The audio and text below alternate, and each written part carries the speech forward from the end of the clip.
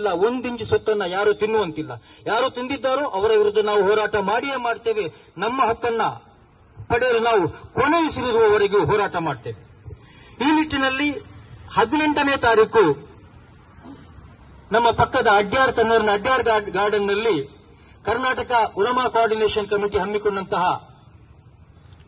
ಪ್ರತಿಭಟನಾ ಸಭೆ ಏನಿದೆ ಇದರ ಪ್ರಚಾರ ಜಾಥಾ ಇಲ್ಲಿ ನಡೀತಾ ಇದೆ. ಇದಕ್ಕೆ ಎಲ್ಲರನ್ನ ಆಹ್ವಾನಿಸಲಿಕ್ಕಾಗಿ, ಎಲ್ಲ ಬಂಧುಗಳನ್ನು ಆಹ್ವಾನಿಸಲಿಕ್ಕಾಗಿ ನಾವಿಲ್ಲಿ ಬಂದಿದ್ದೇವೆ. ಇನ್ನು ಬಹಳ ಜನ ಕೇಳಬಹುದು, ನಾನು ಇವತ್ತು ಕೂಡ ನೋಡಿದೆ, ಮುಲ್ಲಾಗಳ ಪ್ರತಿಭಟನೆಯನ್ನು ತಡೆಯುತ್ತೇವೆ ಅಂತೇಳಿ ಕೆಲವರು ಧಮಕಿ ಹಾಕಿದ್ರು. ಇದಷ್ಟು ಸುಲಭ ಅಲ್ಲ. ನೀವು ಮುಲ್ಲಾ ಅಂತ ನಮ್ಮನ್ನ ಗೇಲಿ ಮಾಡಬಹುದು. ಒಂದು ನೆನಪಿಟ್ಕೊಳ್ಳಿ, ಅಲ್ ಉಲಮಾವು ವರಸತುಲ್ ಅಂಬಿಯಾ ಅಂತೇಳಿ ನಾವು ಕಲ್ತಿದ್ದೇವೆ. ನಮ್ಮ ಉಲಮಾಗಳು ಅಂಬಿಯಾಗಳ ಬೌದ್ಧಿಕ ವಾರಸುದಾರರಾಗಿದ್ದಾರೆ. ನಮ್ಮ ಯಾವ ಪ್ರವಾದಿಗಳು ಕೂಡ ಪೈಶಾಚಿಕತೆಯ ವಿರುದ್ಧ, ಕೆಡುಕಿನ ವಿರುದ್ಧ ಹೋರಾಟ ಮಾಡದೆ ಅವರ ದೌತ್ಯವನ್ನು ಪೂರ್ತೀಕರಿಸಿಲ್ಲ.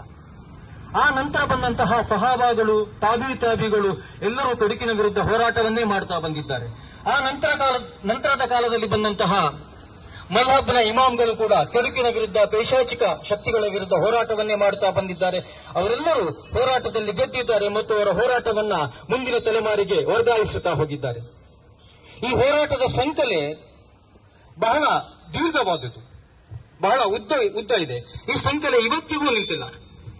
ಇವತ್ತು ನಾವೇನು ಸ್ವತಂತ್ರರಾಗಿದ್ದೇವೆ, ಈ ದೇಶದ ಸ್ವಾತಂತ್ರ್ಯ ಹೋರಾಟಕ್ಕೆ ಉಲಮಾಗಳು ಕೊಟ್ಟಷ್ಟು, ಮುಸ್ಲಿಂ ಉಲಮಾಗಳು ಕೊಟ್ಟಷ್ಟು ಸ್ವಾತಂತ್ರ್ಯ ಹೋರಾಟಗಾರರನ್ನ ಈ ದೇಶದ ಯಾವುದೇ ಮತೀಯ ನೇತಾರರು ಕೂಡ ಕೊಡಲಿಲ್ಲ.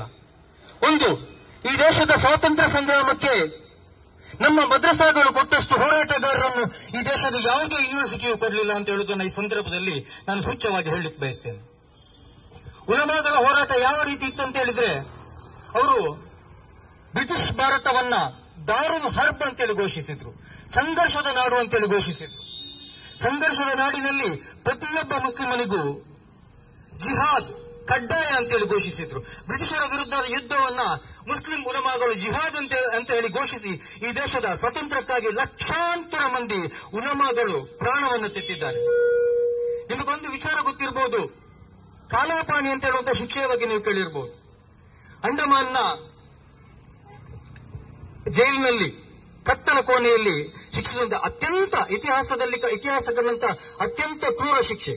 ಈ ಶಿಕ್ಷೆಗೆ, ಸ್ವಾತಂತ್ರ್ಯ ಸಂಗ್ರಾಮಕ್ಕಾಗಿ ಹೋರಾಡಿ ಈ ಶಿಕ್ಷೆಗೆ ಗುರಿಯಾದ ಪ್ರಪ್ರಥಮ ವ್ಯಕ್ತಿ ಹೈದರಾಬಾದಿನ ಮಕ್ಕಾ ಮಸೀದಿಯ ಇಮಾಮರಾಗಿದ್ದ ಮೌಲಾನಾ ಅಲಾವುದ್ದೀನ್ ಅಕ್ಬರ್ ರಹಮತುಲ್ಲಾಹಿ ಅಲೈಹಿ. ಇವರನ್ನು ನಾವು ಈ ಸಂದರ್ಭದಲ್ಲಿ ನೆನಪಿಸಬೇಕಾಗಿದೆ.